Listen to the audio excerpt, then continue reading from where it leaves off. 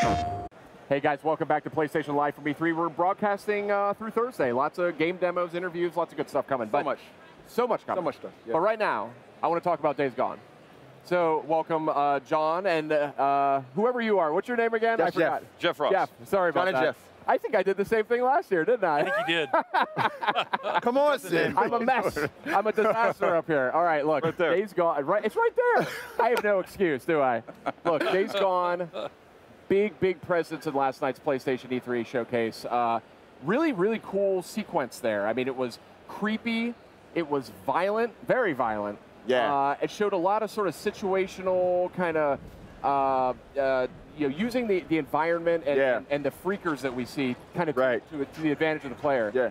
So tell me what went into that. Well, so the biggest thing that we really wanted to do this year was sort of show a more intimate part of Deacon's life. So last year, it was the Horde, which is hundreds and hundreds of freakers, all sort of massed together, and you saw how Deacon had to struggle to just stay alive. And this year, we wanted to show off more of the open world, and this thing that we're calling our dynamic open world systems.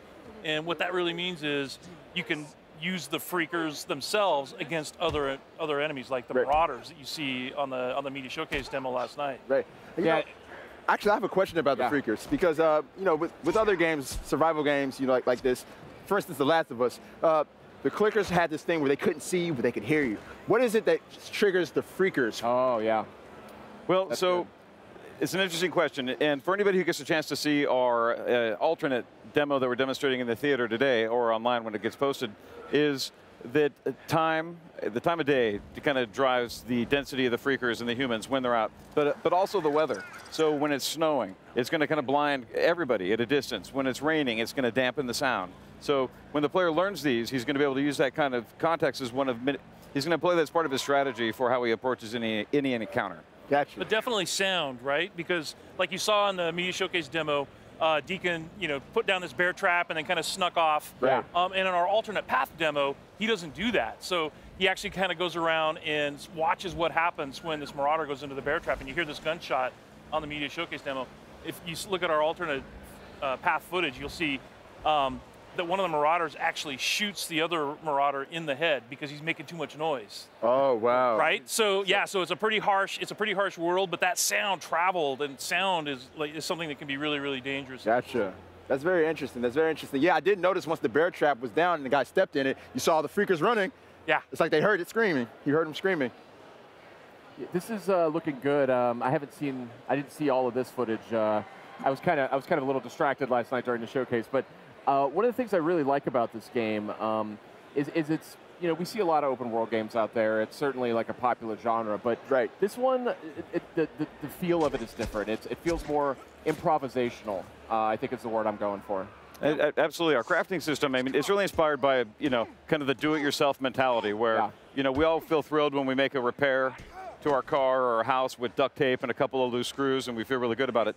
That's Deacon. He's making use of everything he can find in the environment, and they have to scavenge and search for things and employ them in really clever ways. And he has to do it. He has to do it to survive. So like you see right here, this is the same clothesline that Deacon ran into, and in this demo, the runners aren't chasing him. So basically, he has the opportunity to see the ambush before it happens, goes around it, comes up behind them, and takes those guys out from behind.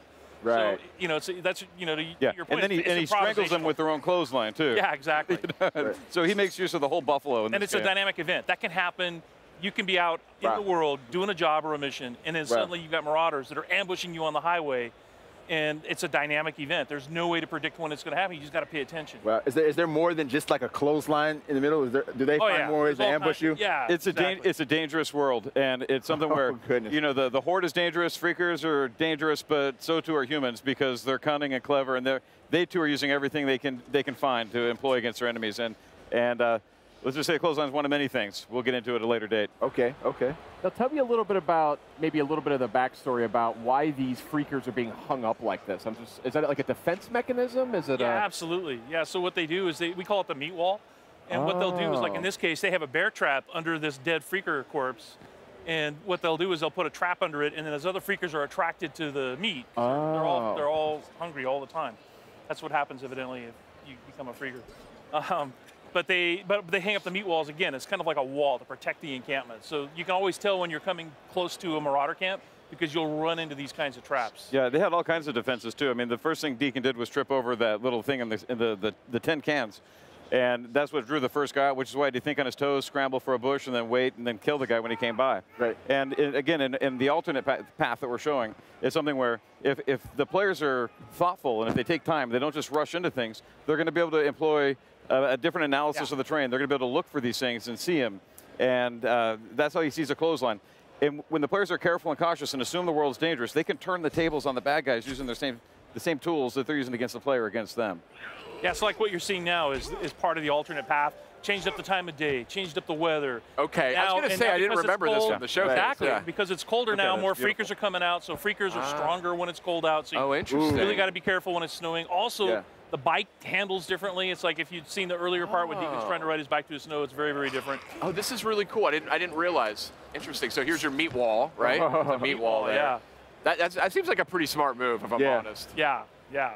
But yeah, look at this, a beautiful looking game too. And I know you guys are digging into the PS4 Pro as well as you make this title. This is one that's been shown off a number of times. Right. I know you have HDR.